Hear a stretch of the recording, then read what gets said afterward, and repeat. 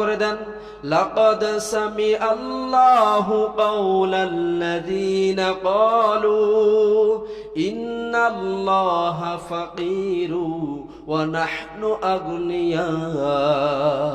আল্লাহ আয়াত নাযিল করে বলে, ইয়া রাসূলুল্লাহ, ইয়া হাবিবাল্লাহ, আমি স্বয়ং আবু বকরের পক্ষে সাক্ষী দিই, অবশ্যই অবশ্যই তারা বলেছে লাকাদ সামি আল্লাহ, আমি আল্লাহ শুনেছি, কাওলাল্লাযীনা ক্বালু, তারা বলেছে ইন্নাল্লাহা ফাকীরু ওয়া নাহনু আগনিয়া, তারা বলেছে আল্লাহ ফকির, মুহাম্মদ ফকির, এবং তারা সবাই নাকি ধনী, কোটি কোটি টাকার মালিক, অনেক সম্পত্তির মালিক। তারা বলেছে আমরা হলাম ধনী মানুষ, তোদের আল্লাহ ফকির, মুহাম্মদ ফকির, মুহাম্মদের মতো ফকির আর মানুষ কেউ নাই।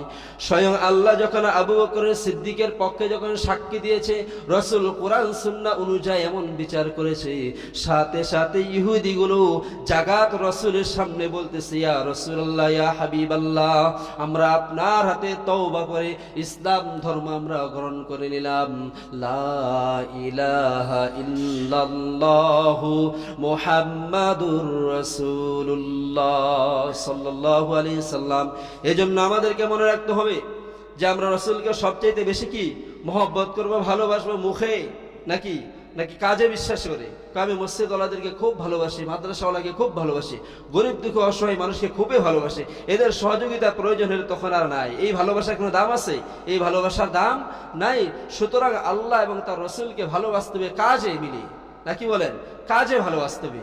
এই জন্য আমাদের সামনে যদি কোনো ইহুদি, কোনো নাসারা, কোনো মুসলমান, কোনো মুসলিম, কোনো ইমানদার আল্লাহ এবং তার রাসূলকে নিয়ে কটূক্তি করে, আল্লাহ এবং রাসূলের শানের বিরুদ্ধে কথা বলে, আপনার মাঝে যদি ন্যূনতম ঈমান থাকে, খোদার কসম করে বলি, ন্যূনতম ঈমান নিয়ে যদি তার পক্ষে, আল্লাহর পক্ষে নিয়ে, রাসূলের পক্ষে নিয়ে আপনার আওয়াজকে তুলে যদি একবার মোকাবেলা করেন, খোদার কসম করে বলতেছি, হয়তো আপনার প্রতি অনেক চাপ আর হাব আসবে, কিন্তু এক পর্যায়ে আপনি বিজয় লাভ অবশ্যই করবেন। এজন্য রাসূলের মহব্বত, ভালোবাসা যদি আমাদের মাঝে ন্যূনতম থাকে, অবশ্যই রাসূলের পক্ষেই এবং আল্লাহর পক্ষে স্লোগান কি থাকা লাগবে, আর দুনিয়ার আউল ফাউলের পক্ষে থাকা যাবে না। এজন্য সতর্ক করে দিলাম ভাই, আমাদের মাঝে ইদানিং আল্লাহ এবং রাসূলের শানের বিরুদ্ধে বেশি কথা বলা হয়। এই জন্য আমরা সবাই যদি সতর্ক থাকি, তাহলে এই বদমাইশগুলো যেখানে সেখানে চিপাই চেপে কথা বলতে পারবে না। এই জন্য আমরা সকলেই সতর্ক থাকবো। আল্লাহ তাআলা আপনার আমার ঈমান এবং আমলকে কবুল করে সকলে বলুন আমিন।